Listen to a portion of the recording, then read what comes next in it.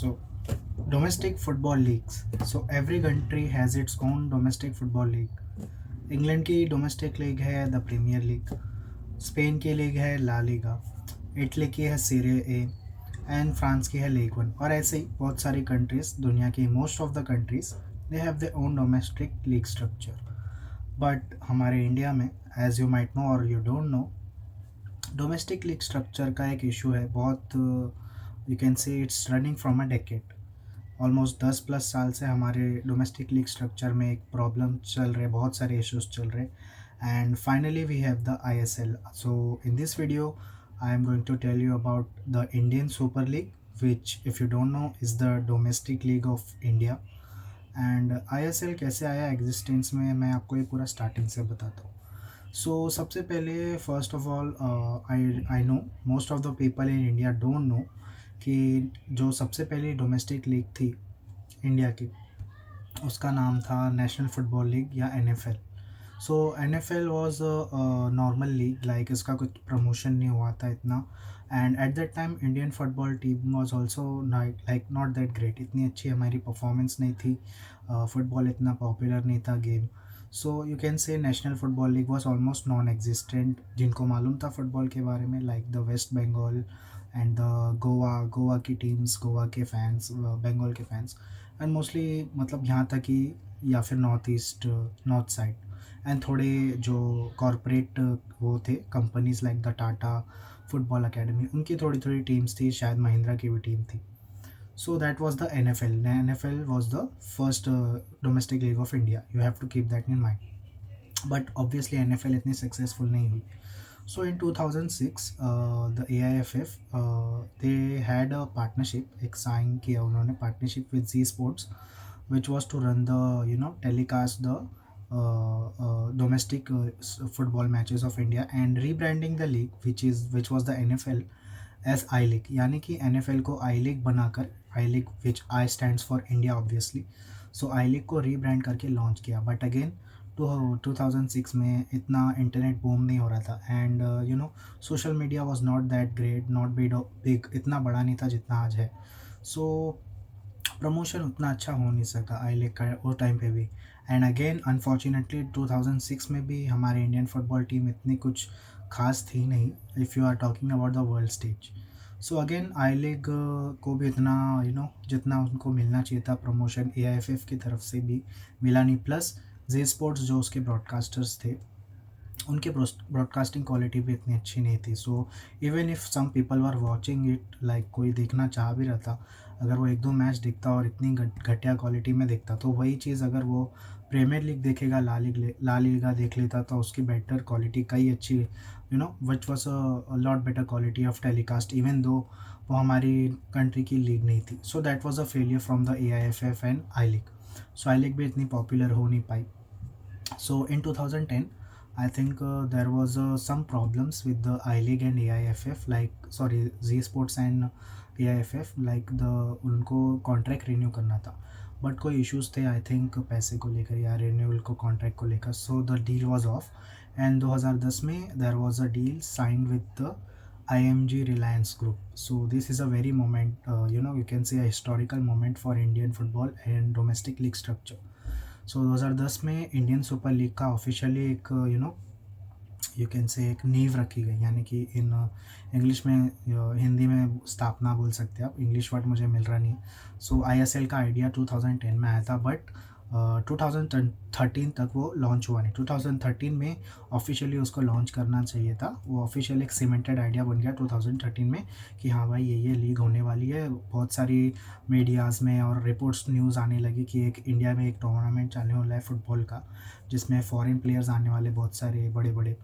सो 2014 यानी 2014 में फाइनली अपनी लीग इंडियन सुपर लीग को लॉन्च किया।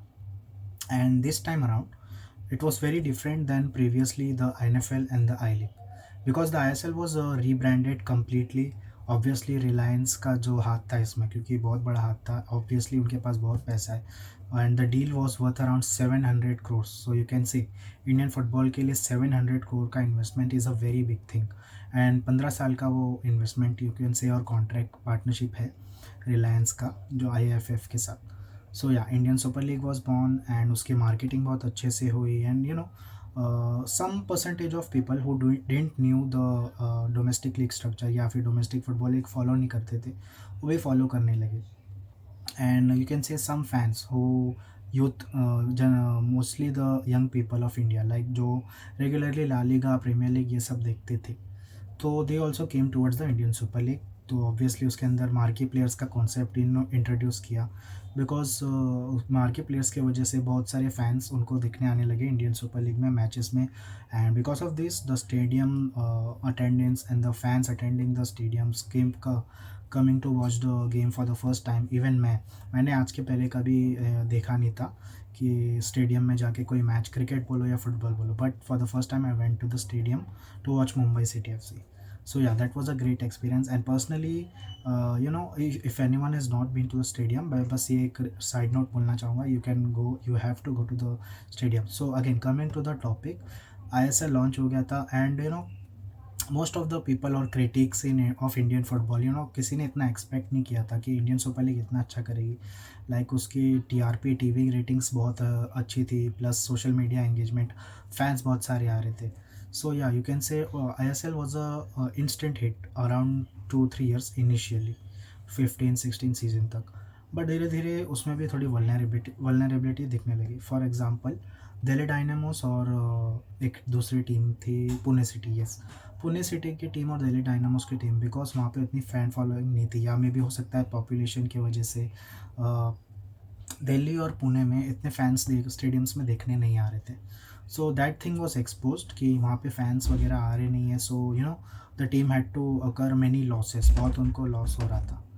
सो लॉसेस की वजह से the Delhi Dynamos and Pune City FC franchise unfortunately वो बंद हो गई. So and you have to remember, एक बार बता दूँ मैं, ISL स्टार्ट हो गई है हमारी, but at this time around simultaneously I league जो थी तभी भी एग्जिस्टेंट में है. And I league was running parallelly with the ISL and थोड़े इश्यूज क्रिएट होने लगे, बिकॉज सबसे पहले तो आई लीग उतनी रेलिवेंट पहले से नहीं थी, लेकिन ISL के आने के बाद जो भी दो फेम था, जो अच्छे अच्छे प्लेयर्स थे, सब ISL में जाने लगे. आई लीग का जो बचा कुचा रेपुटेशन था वो भी ख़त्म होने लगा. So I league club owners and representative started opposing to ISL and AIFF या AFC फीफा कि देखो यहाँ हमारे इंडियन फुटबॉल में ये इश्यूज़ चल रहे हैं. सो व्हाट हैपेंड इज़ कि दे सेड कि या तो एक हमारी आई लीग को ऑफिशियली डिवीज़न 1 कर दो, ISL को डिवीज़न 2 कर दो, या तो फिर हमारी दोनों लीग्स को मर्ज कर दो, which is the best solution for both of us. But obviously ISL ने कॉन्ट्रैक्ट साइन करके रखा था 10-15 साल का विद क्लब्स एंड रिलायंस वगैरह वगैरह. सो या वो तो पॉसिबल नहीं था. So what happened, I league representatives की एक मीटिंग हुई AFC के साथ and the I league representatives and FSDL, ये सब मीटिंग में ये डिसाइड किया कि 2017 और 18 सीज़न से आई लीग को डिमोट करके सेकेंड डिवीज़न बना देंगे and ISL will be the first division officially. Obviously ये आइडिया आई लीग के रिप्रेजेंटेटिव्स को पसंद नहीं आया एंड व्हाट दे डिड कि नहीं, हम इसको एक्सेप्ट नहीं करेंगे. सो वहाँ एक और मीटिंग हुई और वो मीटिंग में ये डिसाइड किया है कि 2020 टू 2023 सीज़न से I league will be officially second division and ISL will be the first division. So कोई भी बात हो जाए ये चीज़ एक्सेप्ट करना ही था. एंड मीन वाइल 2017 में जो 2017-18 का जो प्लान था उसको स्क्रैप कर दिया था एंड 2-3 साल ऑलमोस्ट लीग ISL और आई लीग पैरेलली रन कर रही थी. और उसमें ये सोल्यूशन निकला था just for the time Bing कि आई लीग के जो विनर्स रहेंगे उनको ACL का ग्रुप स्टेज का क्वालिफिकेशन मिलेगा एंड ISL के जो विनर्स रहेंगे उनको AFC कप करेगा. So for the time being that was good for both of them and the forward decision यही था कि 2022-23 सीज़न से ISL will be officially first league. So as I am speaking right now, आज के दिन ISL is the top division league of India and I league is the second division league. और एक नया रोड मैप ये है कि 2024-25 season से एक आई लीग के जो विनर्स रहेंगे उनको आईएसएल में प्रमोशन मिलेगा। बट कीप इन माइंड कि 2024-25 सीज़न तक कोई रेलीगेशन नहीं होगा आईएसएल से।